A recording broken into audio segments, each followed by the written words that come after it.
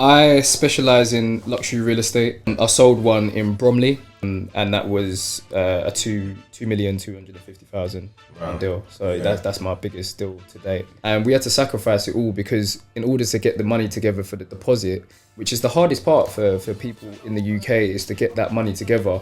That's why a lot of people just think, you know what, I'll just rent because I can just pay a couple thousand and it's just a lot easier. Yeah. But obviously in the long run, you're paying a lot of money to somebody that owns that property and you'll never own it yourself. And, you know, I talk to the camera and say, if you're in a position where you live at home with your mum and you can save money by working and you know, putting it all aside, stay there. That's honestly what I would recommend.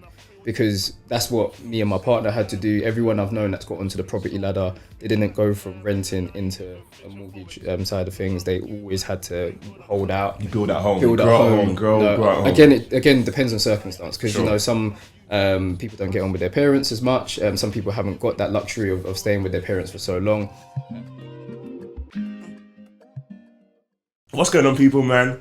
You're tuning into episode 18 of the Is Not Easy podcast, man. We've got Rhys Henry here today, man. How you doing, man? You good? I'm good, man. I'm good. And yourself? Yeah, man. Been good, man. How's the week been, man? All good? It's been busy, to say the least. I said chasing solicitors. You know, got a few sales that are close to being exchanged and completed. So yeah, it's been a busy one. Very busy. Yeah, man. That's so good. How have you? The weather has been a bit awkward, really, hasn't it? Yeah, a little bit, to say the least. Yeah. Like a few days are crazy hot, like today and yesterday, built in, and then a few times it's been cold and wet. Like, how you been finding? How you been navigating it? It's London, isn't it? It's the UK. It's always up and down, but it is what it is. It is what it is, man. Yeah, for sure. Let's get started with some quick fire questions, though. Yeah, go on. Alright, cool. So, we're interested to get your point of view on this one. So, property or stocks? Ooh, properties. Property? Yeah. Okay. Any particular reason? As an asset? I just know more about it. You know more about it? Yeah. Are you into stocks? Yeah. Okay, yeah, same. Serious. Okay, it's interesting. Bonds or ISAs? Bonds. The bonds are more secure, right? Yeah. I've learned a lot more about bonds in recent years, and Yes. yeah, it's legitimate, man. Yeah, 100%. It's serious still, and of course the returns is more secure, right? Definitely. Cool. In terms of housings, semi-detached or detached? Detached. That's a no-brainer. No-brainer. Are there any pros to having a semi-detached? Obviously, you've not got one neighbour on the other side, but detached is always preferable. Yeah, because for most people, just because you got no one on either side. Not on either side for sure. Okay, cool. What is one common mistake that people make when buying a house? Picking bad solicitors. Get into this. We will get into this. Yeah. Picking bad solicitors. Okay. But how? Yeah, we'll get into that. We'll get into it. I promise. We'll get into that still. And last one, what is the biggest lesson that you've learned so far in 2024? Just to be patient and resilient. A lot more resilient than what I've ever had to be honest. So those two lessons alone. Yeah, resilience is serious. Yeah, because it's been an interesting year. I feel like 2024 for me personally, I've enjoyed this year, man. I've enjoyed this year. I started a new role this year, so yeah, like overall, I've enjoyed it. Like a few elements of my creativity have blossomed this year as well. That's good, man. So you thank God, man. We're here, man. 100%. Yeah, man. We're here. Cool. So let's get into things though. So people who don't know what you do and the field that you're into. How would you introduce it and introduce you as well and the work you do? I specialise in luxury real estate. That's where I've transitioned from. But I used to do just normal real estate, so your average 2-bedroom houses, 4-bedroom, and I still do it to this day. Okay. It's just where my main focus is now is the higher end of the market. That's in the southeast in Kent area. That's where I'm based mainly.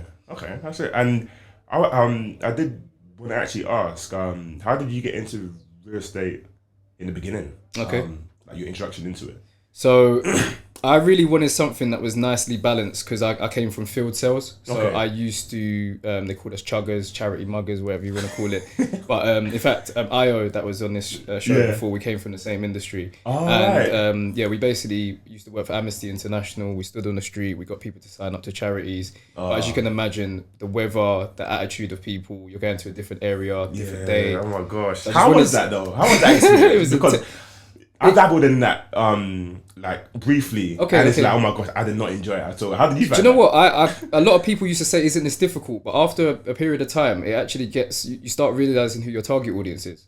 So it was a lot easier to spot who would potentially donate, who wouldn't, who's not interested, etc. That's serious. So I really wanted something where I was still outside, not stuck in an office, but still got to like talk to people and whatever not. And I always had a passion for properties and wanted to know more about it. So what I did is I basically started applying for real estate jobs all within the southeast in Kent, and then at the same time I got 2 job offers, and then I just picked the one that was closest to where I was planning to move to, and then that's how I went into real That's estate. serious. So, you know, when you mentioned applying for roles, I'm assuming obviously with the past that you had at the time, what like transferable skills or experience were you able to Sales, use? people skills, objection responses, because again, when you're speaking to people in the street and they're saying no thank you, I'm in a rush, whatever not, you got weather to deal with as well, rain, hot, whatever it may be. Those skills are transferable into the real estate world, because you know you're dealing with so many different types of people. You know, whether it's a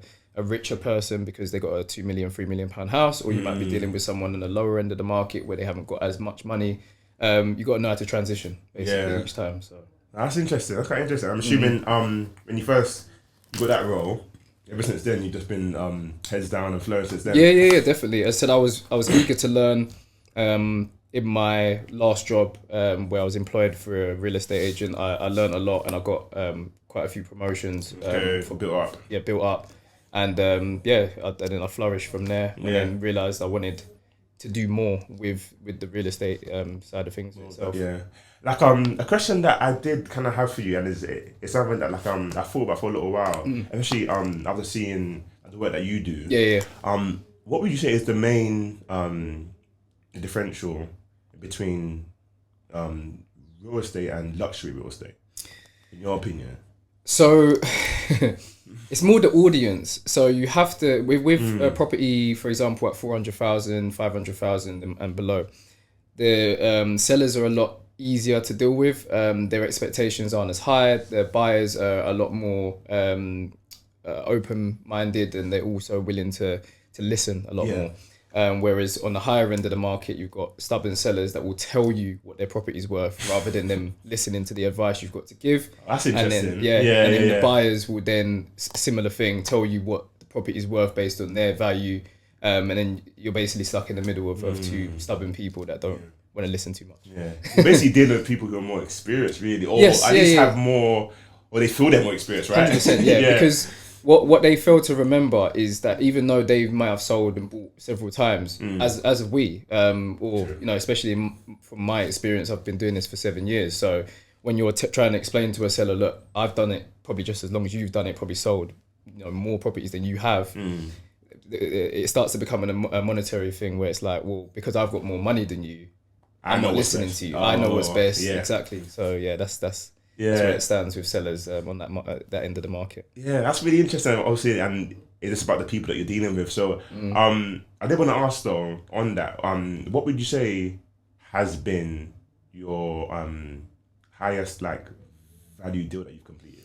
Recently, I sold one in Bromley. It took about 11 weeks of negotiation, again because of that what we just mentioned about the stubbornness. And that was a 2,250,000 pound deal. So that's my biggest deal to date. That was a tough sell to get through. But it could have been smoother had I had a bit more support on either end. But it comes with the territory. 100%. Once you've been doing it for a while, you kind of realise that. Yeah, 100%. On the timings point of view that you mentioned, what would you say is the average time for in the luxury side of things, and how is that changed from let's say like a normal house or like a residential house? So again, it all kind of, so our role as estate agents, whether it's on the higher end or on the lower end, is to get the sale agreed. Yeah. So after the sale is agreed, especially in the UK, it's handed over to the solicitors to do the paperwork side of things. Yeah. And that's where typically it should take anything from 12 weeks to 16 weeks on average. Okay. But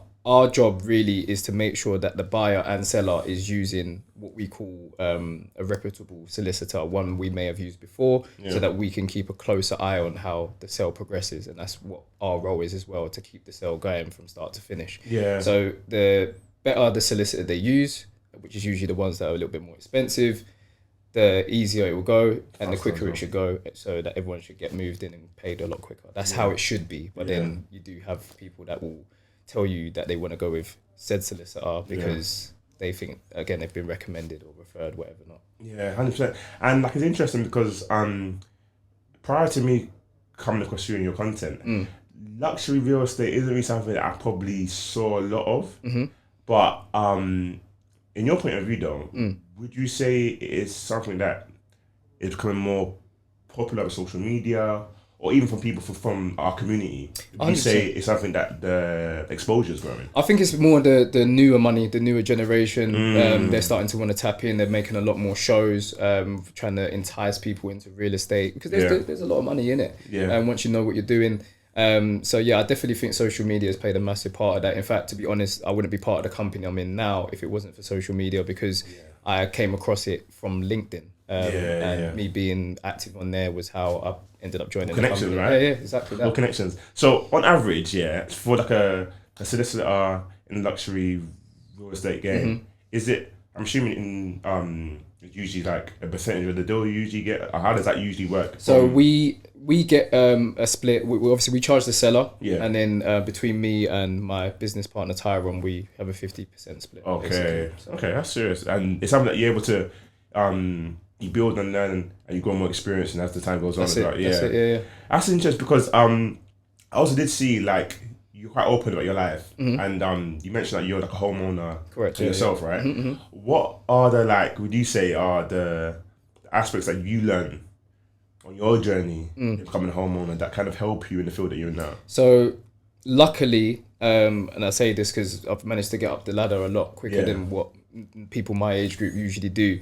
I didn't have to deal with an estate agent when I first bought. It was through one of the agents where there was no estate agent involved. It was more of an online kind of company. Okay. And I ended up doing the negotiations through the seller directly. Okay, so I had to learn everything on the spot. Yeah. And at the time, I just started in real estate at the same time. So we bought and was beginning the journey of my real estate career. Yeah. So I had to learn how to chase the solicitors. I had to basically think on my feet quite a lot.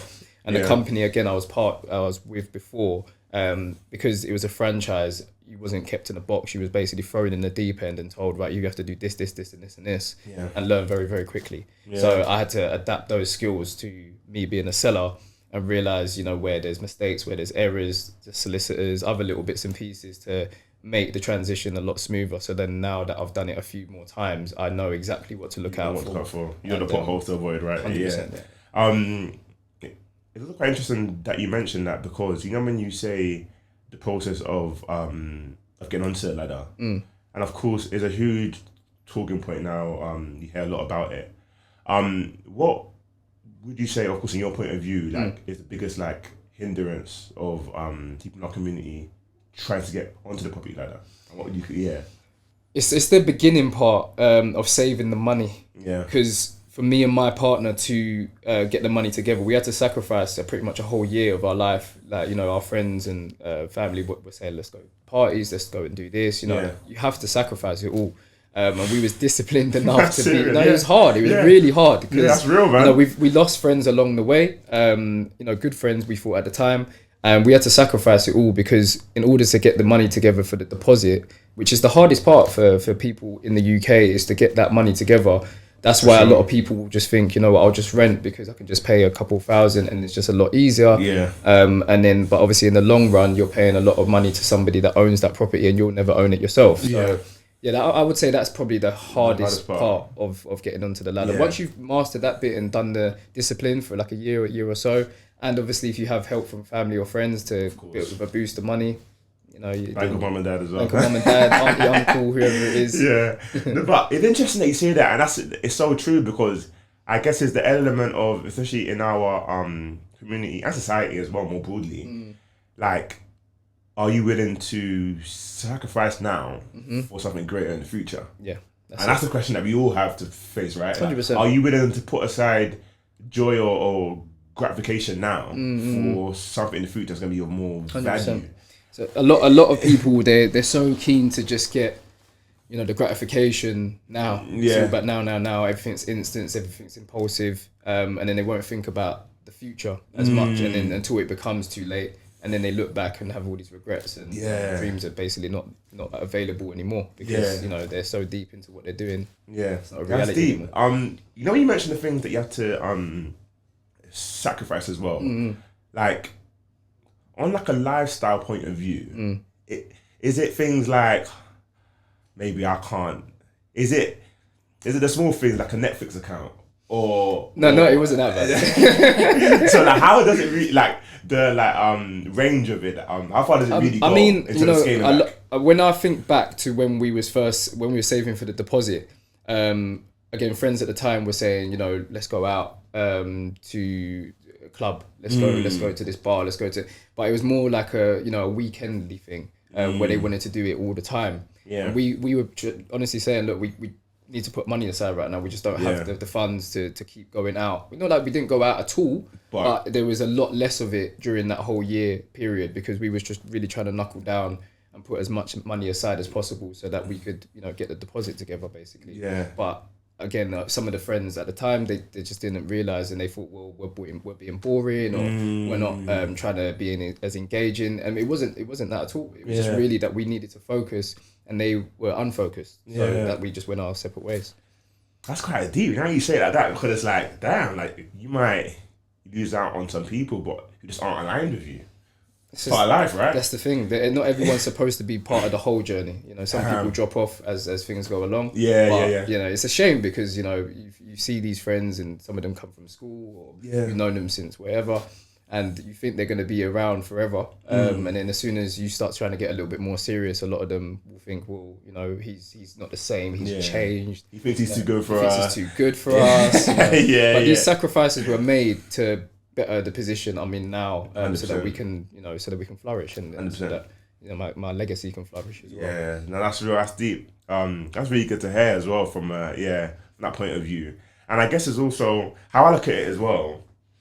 It's quite interesting because I'd love to hear about this as well, because it's something that I think about when you balance the goal of property with the financial pressures that come with, of course, having a partner. 100%. Like, it costs money to dates and gifts and so on and so forth. 100%. I'd love to know like how you balance that. Do you know what? There's actually a show. I'm not going to plug it, but it's there's a show that speaks about the sacrifice between the marriage side of things and getting on the property ladder.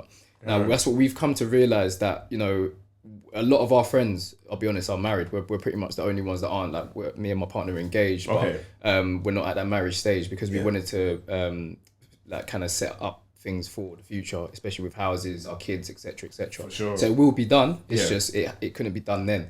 So I know with you know, it's difficult, especially in the UK and other countries as well, because marriage, you know, getting married is such an expensive thing, especially when you're in a relationship for such a long period of time. So, you know, I know a lot of people will be at a kind of crossroads where they think, well, I love this person I'm with, shall we get married? Or I love this person I'm with, shall we buy our first house? And a lot of people do choose the marriage route. That's so true. And then they're stuck in a position where they then can't afford to buy a property because they're then renting, because they want to spend so much on the wedding as well. So that's why we did it the other way, where we thought, you know what, both of us plan to be self-employed. Let's do the you know, get ourselves on the property ladder, get ourselves stable, you know, kids and whatever not, and then we'll then do the marriage thing from there. And I think I kind of think I agree on that point of view, in terms of, I think the fundamentals of the finances of things in life, usually you can't go wrong if you count your finances first, right? 100%. It's the foundation, the lifeblood of our life, right? 100%, yeah. So But then it just really depends on the person that you're with. It does, true. That's true. Because if you're with someone who says, I want to get married within the next year, 100%. then that's, you know what I mean? That's it. Definitely. And a lot of men get put in that situation where it's like, the person that I'm with, like, is a huge thing for her. She wants to get married in the next 18 months, for instance. You got to put that out first. Yeah, of course. And probably it will kind of get put on the back burner. But yeah, that's really interesting. Now I think about it, it happens a lot. It does. In our community as well. It does. Because especially in our community where marriage is a big thing, like, you know, the celebration, the families 100%. Is a huge thing. So it does happen a lot. It does. It's really good to hear about that. I didn't even plan to go into that as well. Yeah. I thought I touched on it. But yeah, it's with relationships as well in general. It's really important to have someone that's very supportive, because my partner that's been on this journey with me, we've been together for 9 years. Right. So from the time I had not a penny to my name to now being in a good position. So yeah, we've been growing together. We moved out of the area together, and that's why we talk about things and discuss it. So to do something like this, especially on the luxury end of the market, or even real estate in general, you do have to have someone that's patient, like-minded as well. Like-minded, otherwise it just doesn't work at all. 100%. I never asked. So like, when you did luxury real estate work, and you go to these houses, of course, like promo it and stuff. Like, does it ever inspire you? Like, oh my gosh! Some of these houses. It's phenomenal. What's that experience like from your side? It's breathtaking, and I think the thing that I love the most, probably more than the houses and seeing the finish, whether it's stone floors or the wallpaper or whatever way they've done the design of the house through their architects and what have you, is the humbleness behind the sellers that I personally like to work with. So a lot of our business does come from knocking on doors. Even today I've had a few phone calls from doors I've knocked on. And then got appointments booked in with them next week. And it's just how calm they are about the position that they've got themselves into. Because you do meet sellers on the other end as well, where you go and try to speak to them, have a conversation, and they're just really rude for no reason. But yeah, I think, it's very inspiring. I've definitely taken a lot of ideas from some of the houses I've seen. I've used it for the house that I'm currently in when I was renovating. And it's really beautiful, some of the houses I go to. And, sometimes I wish people could be a fly on the wall to see some of the houses I've seen that, the public won't ever see because, maybe they weren't ready to sell yet or whatever the case is. But you see some phenomenal homes. That's inspiring, I can imagine it'd be very inspiring. Like, even for the ones that I've seen so far, like, on your page and stuff is a lot. I did want to also ask though, we touched about renting earlier, right?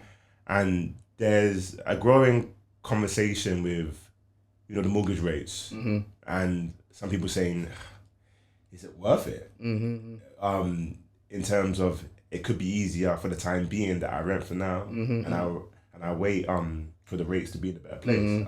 What's kind of your thoughts on that? If you're in a position, it really depends on circumstance. Yeah. If you live at home, this is what I say to everyone, and I talk to the camera and say, if you're in a position where you live at home with your mum and you can save money by working and putting it all aside, stay there. That's honestly what I would recommend, because that's what me and my partner had to do. Everyone I've known that's got onto the property ladder, they didn't go from renting into a mortgage side of things. They always had to hold out. You build at home. Grow at home. Grow at home. Again, it depends on circumstance, because some people don't get on with their parents as much. Some people haven't got that luxury of staying with their parents for so long. But yeah, with the interest rate side of things, it's only going to be like this temporarily. Obviously, everything's playing catch up because of COVID, Brexit, everything else that's happened over the last few years. Yeah. So it will get to a point where the interest rates are better and a lot more stable. Yeah. But I don't think people should take that gamble and say, well, if anything, we'll just do this to do this later, when they could just hold off and be in a position where they could just basically be patient and then wait for it to kind of settle down and then purchase at the right time. That's true. And especially like online, quite often people will say, like ethnics will say, you might save money at home, what you pay in emotional parents. 100%. And it's interesting. How is that like with you though? Like you stay at home for a bit to grow and to work and to earn and save. How's that relationship like? It was very hard because we can see the vision they can see it too, but they at the same time they want you to, get out. They don't want you in the house as much because they feel like you should be over here when you can see that you will be over there. It's going to take a little bit of time. So I said, but our parents were quite understanding. Her parents especially as well, helped us, and my parents helped as well to get onto the ladder. So yeah, again, it really depends on circumstance, because I know some people don't have that luxury. Sure. But yeah, it was it's nice a blessing, like I think about it, because I work with some people who they have to rent in London, as young as I am, and it's like, wow, like I'm able to live at home, and I do I pay bills and stuff at home, but it's still the luxury or the blessing of, okay, I've got parents and a family who I can stay with, of course, and build and save. So it's important. It is like a big blessing, and like I know everyone has that opportunity. Exactly. Right? So as long as you contribute as well. Yeah, I know some people try to do things where, okay, fair enough, they may have a plan, but they're not telling their parents the plan. So then their parents are thinking, well, you're living here without contributing to anything, and then they want to go out partying or whatever not. Whereas if you're telling your parents, like, honestly, look, this is what I'm planning to do. I want to move out, but I just need a bit of time to get some money together. But I'm still happy to pay for the electric or council tax, whatever it is. No. It's all these little things that will make your parents appreciate that you're just trying to better yourself. That's all it is. And if they can support that, it's even better. 100%. No, it's serious, man. 100%. It's interesting, like, what we touched upon, like, with the mortgage rates and stuff. I do kind of get a sense that I would say the like economy's kind of getting into a better place, like, because during the past week the inflation rate it remained at 2%, which is the Bank of England's like target, right? So from that point of view, like, things are kind of getting to a better place, but how do you feel like the market is like now, like in terms of the economy and stuff? People are still post-election as well, obviously. Yeah, post-election. People, I know, were waiting for something to change from the election. Some people knew that there wasn't going to be much change. I think some people are still on the fence. It will take time, right? What to do. Yeah, everything takes a little bit of time. Plus, during this period at the moment anyway, a lot of people aren't genuinely thinking about moving because this is holiday season. Everybody's got, people with kids or even people without kids. This is when everyone wants to enjoy the summer holidays, 6 weeks.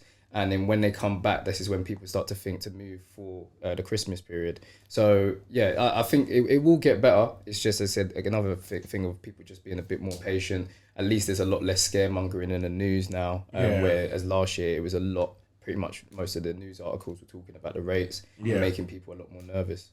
Okay, it's definitely it's something that I feel like will continue to get better as time goes on. I did actually hear about a new mortgage deal over the past few weeks. So Gen H is like they're like a mortgage lender. Okay. And they've changed their criteria like over the past few weeks. And it will now accept like family, friends, nieces and nephews as income boosters on products. Okay. Which I found quite interesting. And of course, like, I was reading up about it, and of course the spokesperson said that it's all an attempt to help people try to get onto that ladder. How do you kind of feel about those kind of schemes to help people onto the ladder? Bring as many schemes as they can because there needs to be some support and help for people that just want to buy their first house. It's so difficult to do it. And any way that they think of doing it, whether it's some sort of contribution, help to buys, ISAs, whatever it is, just something just to give people a little bit of a boost and something to look forward to. 100%. Because as it stands, everyone's just left in a position where they're left to their own devices, and you actually have to figure it out on your own. Yeah, there's not a lot of support. 100%. Yeah, it's interesting. Seeing that as well, because like you can almost use your friends and family or your nieces and nephews. Of course, I'm assuming you'd be someone older, and your niece and nephew maybe in their 30s and 20s and stuff. I'm assuming how that would work. But yeah, so like, I guess like whatever helps, right? Like whatever helps people to get onto the ladder and stuff is I'm all for it, man. Honestly, it's very interesting. And the conversation that we were having a bit earlier, and it links to this next one, because I saw a report in the Daily Mail, and it said that so young people who move houses in between the ages of 10 and 15, right? Had a 41% of having for depression. Right. Yeah. Wow. So 10 and 15 live in houses, yeah. And that figure jumped to 61%. Wow. If you move twice Okay. in that age frame. Wow.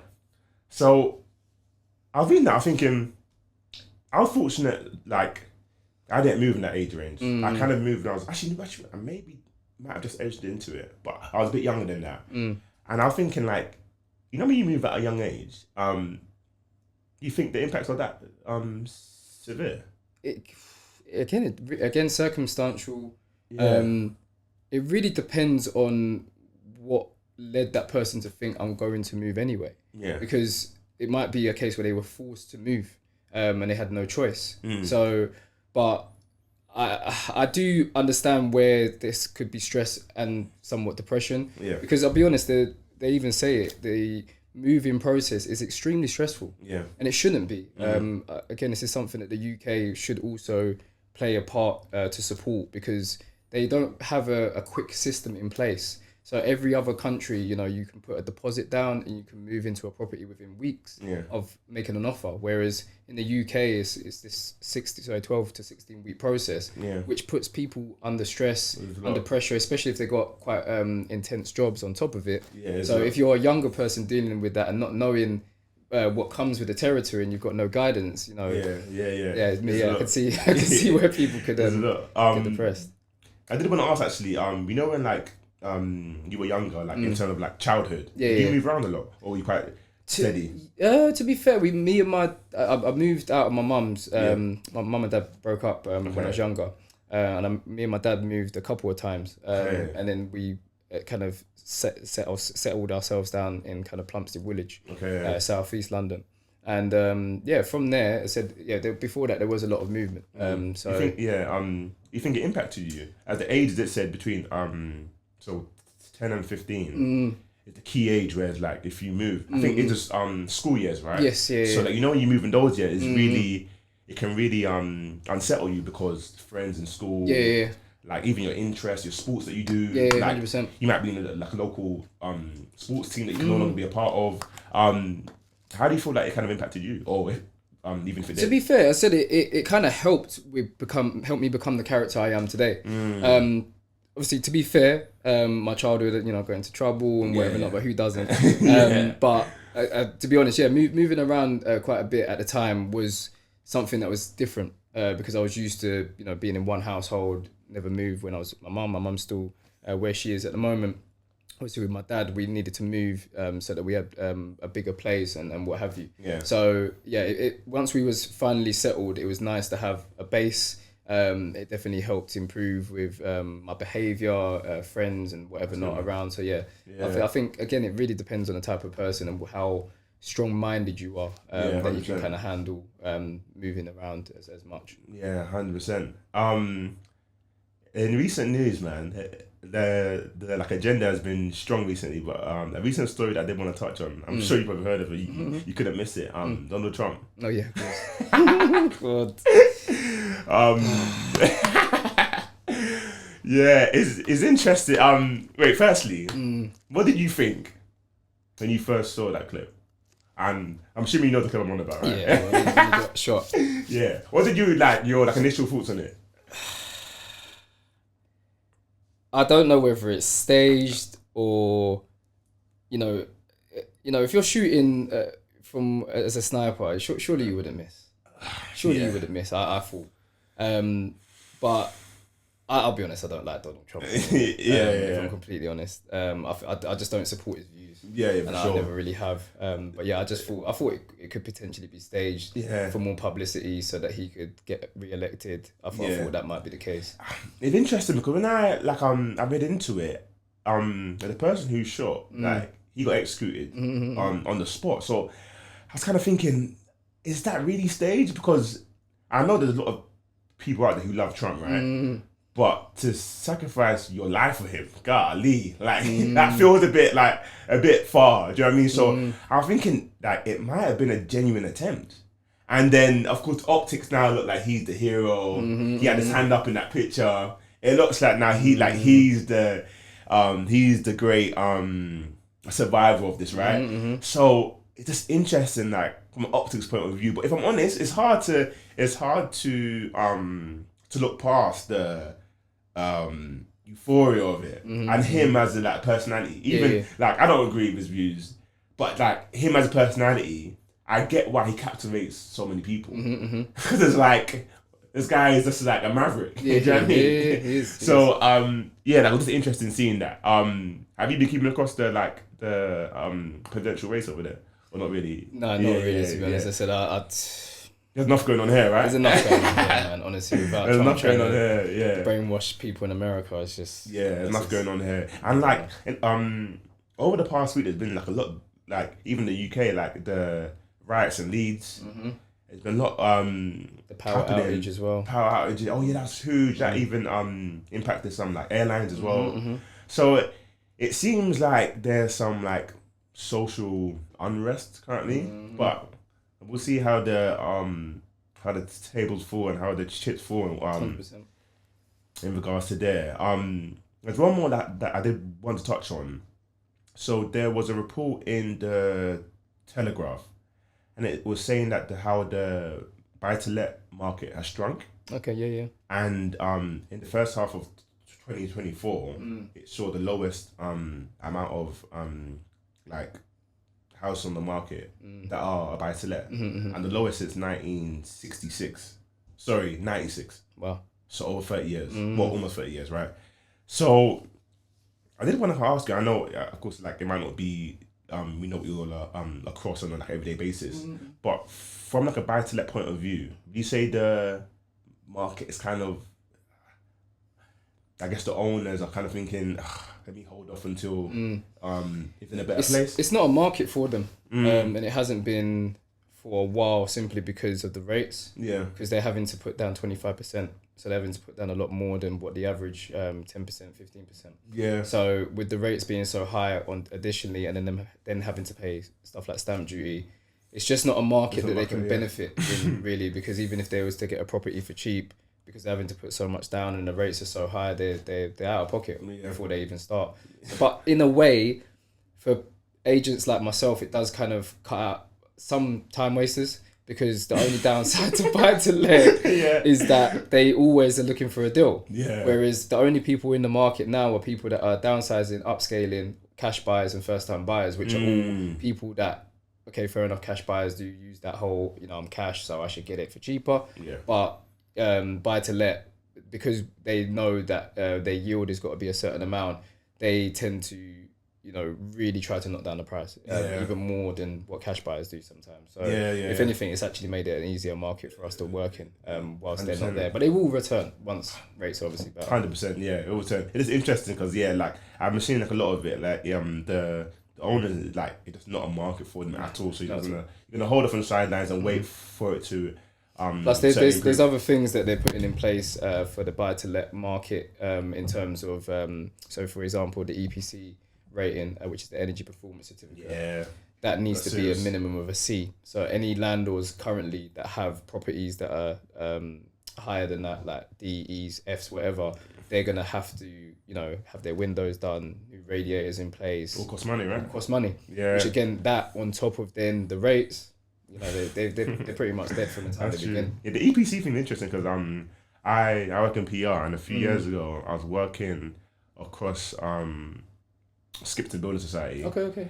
And they are big on that EPCs, right? So doing like a lot of work around that, and it's like quite often like you might have to do work that it will cost up to like £1,000 or £2,000 to change the windows or change the installation, whatever it may be, right? So there's a big thing right now at the minute, isn't it? By 2025 they have to have all that stuff in place. If it's not, they could end up incurring fines. For each thing that isn't done. Yeah. So 100%. There's a lot going on, man. No, I enjoyed the conversation, man. I appreciate you for jumping down. No worries, man. And, sorry it's taking so long to get there. Man. No, it's all good, man. The journey's been great to hear about. One last question though, what would you say has been the best lesson that you've learned in your journey in the realtor market or industry, I should say? That's a good question. I think with real estate, a lot of what I've come to realize with other people that have joined and me seeing myself different and quite unique to others is I'm very passionate about the work I do and the way I want it to come across. Hence why I my videos are different. The way that I negotiate is slightly different as well. So I feel like I've had to really put my all into this to make it work. And I think that, there's been times, I'll be honest, where I thought this is long. I want to give up. I don't want to do this anymore. Part of the journey, though, right? It's part of the journey, but people don't see the behind the scenes. They don't see the hard days I've had to go through where at the beginning the money just wasn't there. But yeah, I think me capitalizing on my passion has definitely been something that has helped me on this journey. And I think without it and without wanting this so much, I wouldn't be where I am today, and obviously for the future as well. Because I said there's still a lot more for me to do. I've only really just begun where I really want to be. No, that's great to hear as well. And I did also want to ask actually, who edits your video? Do you edit your videos? I don't edit them, but I direct them. Direct them, okay. So I come edits are really good. Like thank you. Well, it's Boomslam Media. I'll give him a plug. He's definitely one of the best videographers I've come. Very serious edits, very B-roll, everything. 100%. So pretty much I come from a videography. Again, I'll plug myself. I used to be, if you might have heard it, RD Vision, Realms Design Vision. Okay. So I was kind of like the SBTV of Southeast London and surrounding. So there's a lot of people, musicians, talented artists that I put on the map back then when I used to do it. And in fact, my old business partner Wawa, he's now filming the likes of Mo Stack, Captain Conan, etc., and he's doing really, really well for himself. So shout out to him. But yeah, in regards to the videography side, I've always got that creative eye. So every video that you see on my Instagram or Rightmove, wherever you see it, they've all had my input in it, from the idea of out with the old, in with the new, with the old estate agents, and now with the newer ones in place, to the one that I did recently where the camera's coming back and then you see the property as a whole. I've got some really I've only just started, to be honest. I've got some really creative. No, I'm just scratching the surface, because I always like to push Tyler, which is the owner of Boomslang Media, at that little bit further. Because when he goes and films quite a lot of other real estate agents, they pretty much just they do their videos and they go home and it's pretty much the same kind of video on repeat. Whereas with myself, every time I see him, I'm like, right, so in this video we're gonna do this. He's like, where do you even think it? Pushing the boundaries, right? We just got to push a little bit more. So it's I don't want it to be corny, and I don't want to become a gimmick. That's why I always try to keep my videos significant to the house, because with my videos in particular, I want the house to talk. I don't want it to be about me. That's why I spend a lot less time talking about this is a kitchen, this is a bathroom. People can see that for themselves. So I don't need to illustrate that unless there's something significant that the owner has done. I wouldn't go to a £3 million property and not talk about, the finish, like whether it's the stone worktops or whatever else they put in, about waterfalls, whatever. But especially in regards to the direction of where it goes next, I just want to entice people so that when they see my videos, they know, this is Rhys, I can tell this is different. This is not going to be the same. It's top level, right? And it's top level, and they never know what's coming next. Like even the video that me and Tyler have got for next month is going to be very serious, to say the least. But yeah, that's good, man. I'm heavily involved in that. But his edits are what creates the magic. Even the one we did in Canary Wharf, not far from here, we both basically looked at. There was binoculars on the windowsill. We both looked at it. We looked at each other, and we knew exactly what each other was thinking. So it's just the way that creatives think. And the video came to life from there. And it's really nice to work with someone that has a similar mindset, especially when it comes to being creative. 100%. Nah, man, that's great to hear about that journey. There's a lot more to come. 100%. As well. Definitely. And we'll be tapped into the journey for sure, man. I said we're just getting started. It's kind of warming up at the moment. Just getting foundations in place. Foundations, man. But yeah, guys, if you enjoyed that episode, ensure that you like, you comment, you subscribe. We are on the way to 100 subscribers as well, so make sure that you're tapped in. We've got more conversations coming. It's been a little while, I'll be honest. It's been a little while, but we're back. We're going to be flowing more content, more videos, more conversations that leave you enlightened. That's how I'll go here on the Isn't Easy podcast. So Have a blessed week. Have a blessed day. And wherever you're watching this, have a blessed time. And we'll see you next time. Peace.